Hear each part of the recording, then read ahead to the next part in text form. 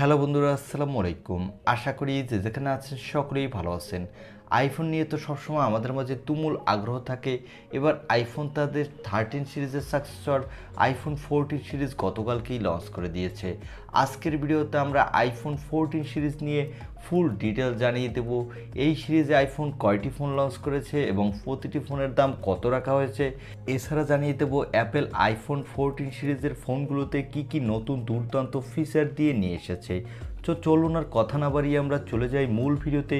তবে মূল ভিডিওতে যাওয়ার আগে আপনার কাছে ছোট্ট রিকোয়েস্ট, আপনি যদি আমাদের চ্যানেলটি প্রথমবার ভিজিট করে থাকেন তাহলে প্লিজ আমাদের চ্যানেলটি সাবস্ক্রাইব করে পাশে থাকা বেল আইকনটি প্রেস করে রাখুন। আর অলরেডি সাবস্ক্রাইব করে থাকলে থ্যাংক ইউ সো মাচ। প্রথমে আমরা আলোচনা করব আইফোন 14 সিরিজে কি কি দুর্দান্ত ফিচার নিয়ে এসেছে অ্যাপেল। আইফোন 14 সিরিজের সবথেকে দুর্দান্ত যে ফিচারটি আমার কাছে লেগেছে সেটি হলো স্যাটেলাইট মেসেজিং, যার ফলে আপনার ফোনে যদি সিমও না থাকে এবং কোনো নেটওয়ার্কও না থাকে সেখানে আপনি স্যাটেলাইটের মাধ্যমে মেসেজ করতে পারবেন। অর্থাৎ আপনি আপনার ইমার্জেন্সির সময় এই ফোনটি দিয়ে আপনি অন্য কারোর সাথে মেসেজ করতে পারবেন। যেমন আপনার ফোনে যদি মেসেজ করার জন্য কোনো নেটওয়ার্ক না থাকে বা আপনি নেটওয়ার্কের বাইরে থাকেন এবং ফোনে কোনো সিমও না থাকে, তখনও আপনি আপনার ফোনটি দিয়ে অন্য কারোর সাথে মেসেজ করতে পারবেন জরুরি প্রয়োজনের সময়। সেক্ষেত্রে স্যাটেলাইটের মাধ্যমে সরাসরি মেসেজ করা যাবে। তবে এখানে একটা কথা বলে রাখি, এই মেসেজ করার সময় আকাশে যদি অনেক মেঘ থাকে তাহলে আপনার মেসেজটি সেন্ড হতে অনেক সময় লাগতে পারে। তবে আকাশ যদি পরিষ্কার থাকে সেক্ষেত্রে 15 সেকেন্ডের মধ্যেই আপনার মেসেজটি চলে যাবে আপনার কাঙ্ক্ষিত ব্যক্তির কাছে।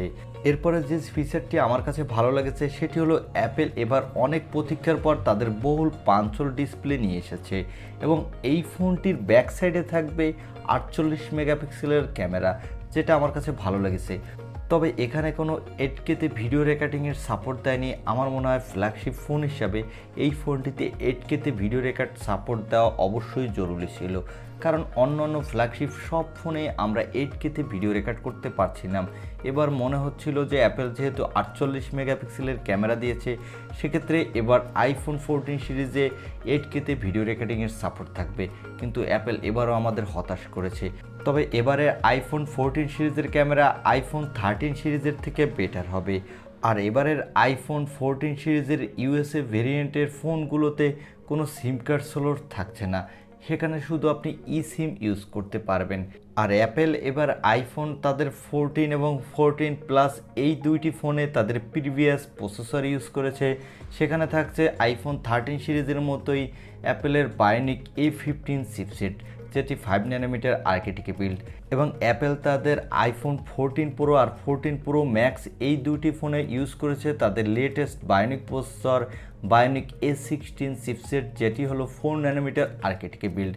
এবং এই চিপসেটটি এবছরের সব থেকে ফ্ল্যাগশিপ চিপসেট বলা যায়, কারণ আমরা দেখে এসেছি যে অ্যাপেলের লেটেস্ট বায়োনিক চিপসেট অন্যান্য চিপসেটের তুলনায় প্রতি বছরই বেটার পারফরমেন্স দিয়ে থাকে।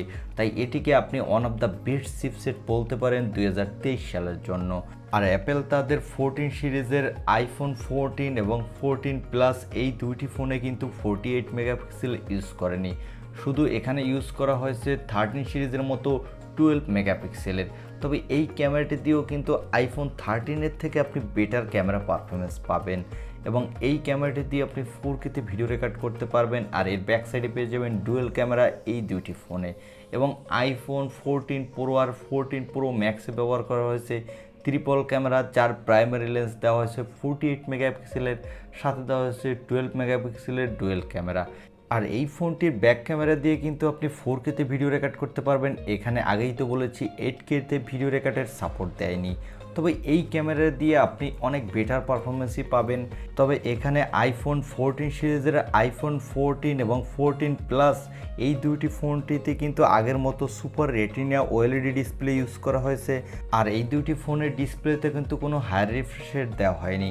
তবে আইফোন 14 প্রো এবং 14 প্রো ম্যাক্স এই দুটি ফোনে ইউজ করা হয়েছে এলপিটিও সুপার অ্যামোলেড ওএলইডি ডিসপ্লে এবং এই ডিসপ্লেতে দেওয়া হয়েছে 120 হার্টজের রিফ্রেশ রেট, যার ফলে এই ডিসপ্লেতে আপনি বেটার পারফরমেন্স পাবেন। আইফোন 14 এবং 14 প্লাসের থেকে। আর আইফোন 14-এ ইউজ করা হয়েছে 6.1 ইঞ্চি মাপের ডিসপ্লে এবং আইফোন 14 প্লাসে ইউজ করা হয়েছে 6.7 ইঞ্চি মাপের ডিসপ্লে। আর আইফোন 14 প্রোতে ইউজ করা হয়েছে আগের মতোই 6.1 ইঞ্চি মাপের ডিসপ্লে এবং আইফোন 14 প্রো ম্যাক্স ইউজ করা হয়েছে আগের মতোই 6.7 ইঞ্চি মাপের ডিসপ্লে।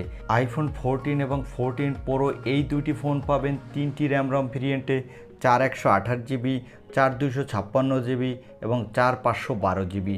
তবে আইফোন 14 প্রো এবং 14 প্রো ম্যাক্স এই দুইটি ফোন পাবেন 4টি র্যাম রম ভেরিয়েন্টে, 6128 জিবি, 6256 জিবি এবং 6512 জিবি আর 1TB/6 জিবি।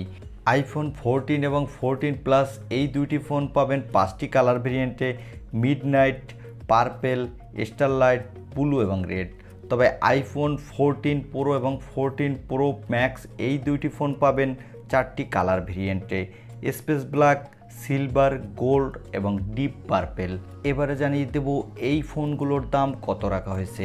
আইফোন 14-এর দাম শুরু হতে যাচ্ছে $799 থেকে এবং আইফোন 14 প্লাসের দাম শুরু হতে যাচ্ছে $899 আর আইফোন 14 প্রোর দাম শুরু হতে যাচ্ছে $999 এবং আইফোন 14 প্রো ম্যাক্সের দাম শুরু হতে যাচ্ছে $1099 থেকে।